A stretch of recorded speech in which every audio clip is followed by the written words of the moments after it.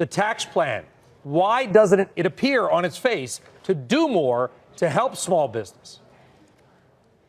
Well, Trump's a billionaire. He's filled his cabinet with billionaires. Trump is not a small business person. Look at the statistics. Let's look at the facts. The U.S. Census Bureau says 98% of all U.S. firms have less than 100 employees, and they're responsible for about 98% of all net new jobs.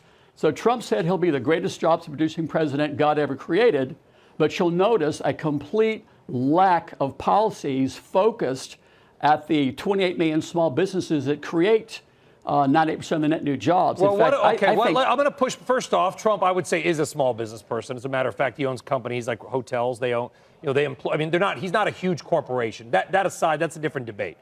Let's talk about this pass-through change on taxes. You don't believe that S-corp change or whatever it's going to end up looking like is some kind of a stimulant on the small business side? Infinitesimal, very insignificant. It's going to benefit Trump quite a bit. I think it's going to save him $500 million. Tax bills don't need to be so complicated. If you want to create jobs, first of all, can we agree that the purpose of the tax bill, we're trying to create jobs and boost the economy, is that its function?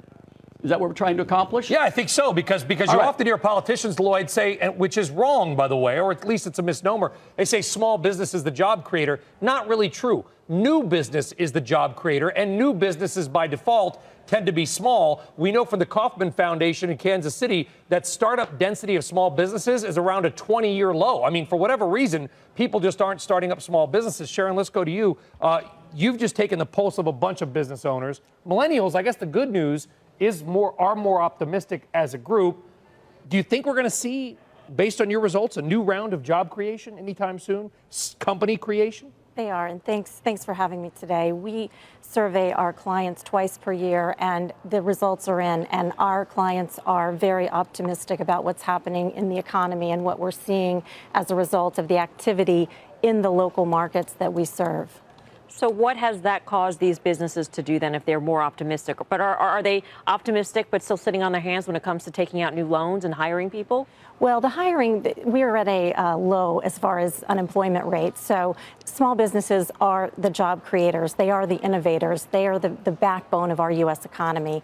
As Lloyd just said, we have 28 million small businesses in the United States. And without them, we don't move forward with our economy. So although hiring may be stagnant, there is a lot of work going on to make sure that we have the best place for people to work, that we're training, that we're developing and attracting talent, because with such a tight job market, the war for talent is certainly out there to attract small business owners. Lloyd, I never heard what you actually don't like about the tax plan. I heard, it favors Trump, et cetera, but if you were designing a tax plan for small business, what's in this that you don't like that you would get rid of or change?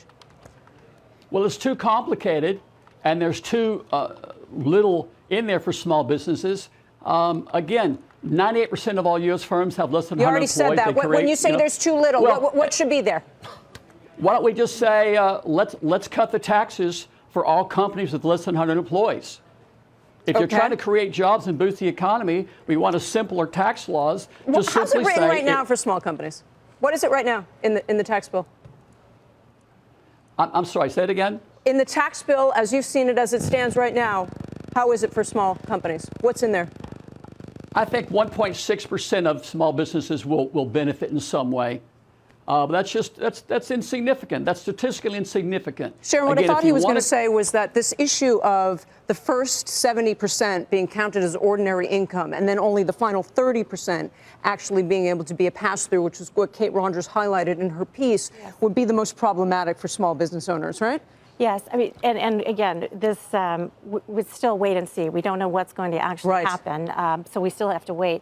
But any time we can take cost out of the system and not pay those taxes, then small businesses are able to hire, they're employing, they're getting that activity and investing. And that's what I'm hearing from our clients across the country. They are optimistic that something will get done. We have to see how long this will take, but it is good for our small business and local communities.